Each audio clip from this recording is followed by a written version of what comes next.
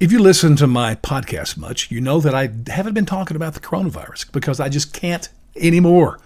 I can't listen to it. I can't talk about it. But sometimes when stupid reaches such a level that it kind of crosses a bar for me, I have to say something. But all the focus on these tests out there now, driving me crazy because the whole thing is stupid. Let me explain why. So let's first of all take these little thermometer things you get when you go to a restaurant. And by the way, they're awesome. Man, back in the day, your kids, you got to check it in the butt. That was never cool. Now they just, put the gun to your head, boom, right away they know your temperature. Here's why this is stupid.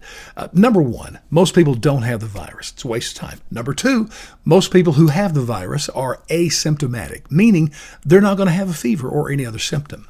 And so you're going to seat them with the virus, and they're going to, give everybody the virus. And number three, this is just me, but if I have a fever, I know it because I'm sick. And I don't know about anybody else, but when I'm sick with a fever, say 101, I don't go to my neighbor and say, hey, great night, let's go to a nice restaurant. No, I'm sick. Stupid. But then let's go to the big tests. And by the way, I'm sick of the left. I mean, they're hammering Trump because there's not enough tests, and tests are taking too long. And like these are the end-all, be-all, the miracle we've been waiting on. Stupid, okay? Just like the vaccine, they're waiting on this magic, potion that's going to come completely wipe it out. No, it's not. That's stupid to think that, but we're not even going to go there. Just to the test. Here's why it's so stupid. You've heard there's been a couple of governors recently that tested false positive.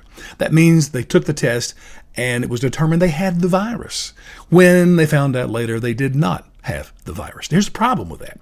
If you feel like you have the virus, they tell you such, you're going to stay at home for 14 days. Then, you're going to head straight to the nursing home after that, go see Mamaw, give her a hug and a kiss, and you're also going to give her the virus and she'll be dead in a couple of weeks. Boom, your fault. Another thing that makes the testing so stupid is some scientists say as many as 20% of the tests can be false negatives. You don't hear much about that.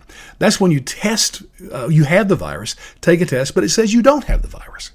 Well, that's going to be exciting because then you can go run to the nursing home, give Mamaw a kiss and a hug, and she'll be dead in a few weeks. It's just crazy. And then I had a friend recently.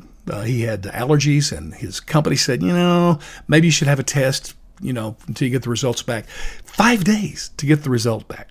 And he was negative, didn't have the virus. So he goes back to work, and here's the problem. In 5 days, he could catch the virus from 10 different people. So he goes back to work, and of course he thinks he's cool, stops by the nursing home on the way home, kisses grandma, she's dead in a few weeks. Say it together, stupid.